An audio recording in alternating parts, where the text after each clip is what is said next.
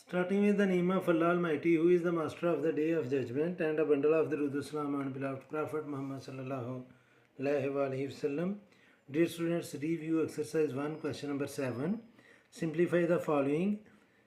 Our first part is students, fifth root of x to the power of 15 y to the power of 35 divided by z to the power of 20. ये second part है और ये third part है। तो पहले students हम first part solve करते हैं। तो स्टूडेंट्स ये जो रेडिकल फॉर्म में नंबर लिखा हुआ है, एक्सप्रेशन लिखी हुई है, इसको हम एक्सपोनेंशियल फॉर्म में कन्वर्ट करते हैं। तो मैं इसको लिखूँगा x to the power of 15 y to the power of 35 over z to the power of 20। और इसको जब एक्सपोनेंशियल फॉर्म में लिखेंगे तो रेडिकेंट जो है वो स्टूडेंट्स डिनोमिनेटर बन जाएगा। अब ये दोनों नंबर मल्टीप्लाई कर रहे हैं और ये डिवाइड कर रहा है, तो स्टूडेंट्स जो एक्सपोनेंट है वो इन तीनों नंबर के एक्सपोनेंट से अलग-अलग मल्टीप्लाई करेगा। तो ये आएगा x to the power of 15 multiply by 1/5 multiply by y to the power of 35 multiply by 1/5 divided by z to the power of 20 multiply by 1/5।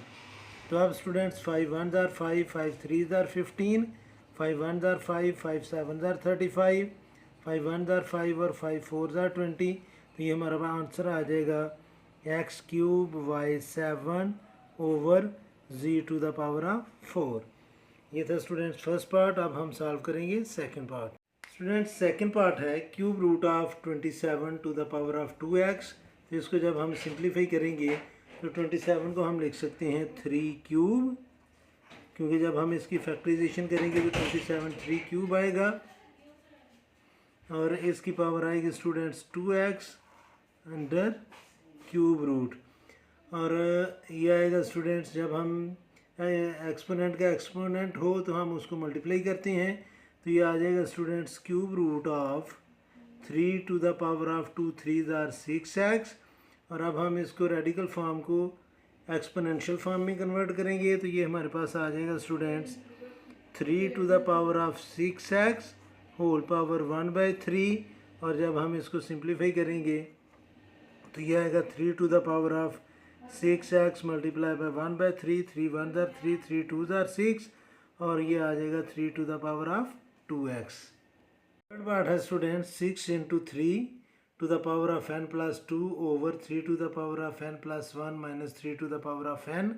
तो स्टूडेंट्स जब हम इसको सिंप्लीफाई करेंगे तो ये आएगा 6 into 3 to the power of n multiply by 3 to the power of 2। क्योंकि students 3 के एक्सपोनेंट जो हैं वो सम अप हो रहे हैं, तो सेम बेस के साथ वो दोनों मल्टीप्लाई करेंगे डिवाइडेड बाय, इसको भी हम लिखेंगे 3 to the power of n multiply by 3 to the power of 1 लिखा नहीं जाएगा minus 3 to the power of n।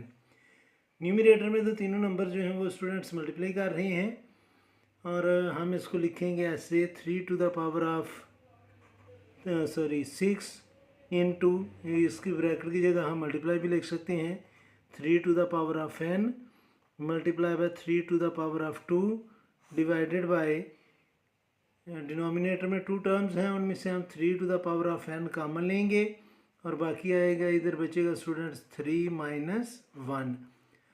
अब 3 to the power of n और ये 3 to the power of n multiply कर रहे हैं तो ये कैंसिल भी होंगे और हम 3 to the power of n minus n भी कर लेंगे और 0 आ जाएगा तो वो भी 1 आएगा, तो मैं इसको डायरेक्ट ही काट देने लगा हूँ। और अब यहाँ पर न्यूमरेटर में बचेगा हमारे पास 6 multiply by 3 squares mean 9 over 3 minus 1 mean 2, तो 2 1s are 2, 2 3s are 6 और 3 जब 9 से मल्टीप्लाई करेगा तो 27 इसका आंसर आ जाएगा। तो ये था स्टूडेंट्स क्वेश्चन नंबर 7। मुझे उम्मीद है कि आपको इनकी समझ आ गई होगी। फिर भी अगर कोई कन्फ्यूजन हुई तो आप कमेंट बॉक्स में ज़रूर कमेंट्स कीजिएगा। कोशिश करूँगा कि जल्द से जल्द आपको रिप्लाई करूँ और आखिर में हमेशा की तरह अल्लाह से दुआ करूँगा कि आप सब हमेशा खुश रहें और ज़िंदगी के हर मैदान में कामयाब हों। आमीन। अल्लाह हाफिज़।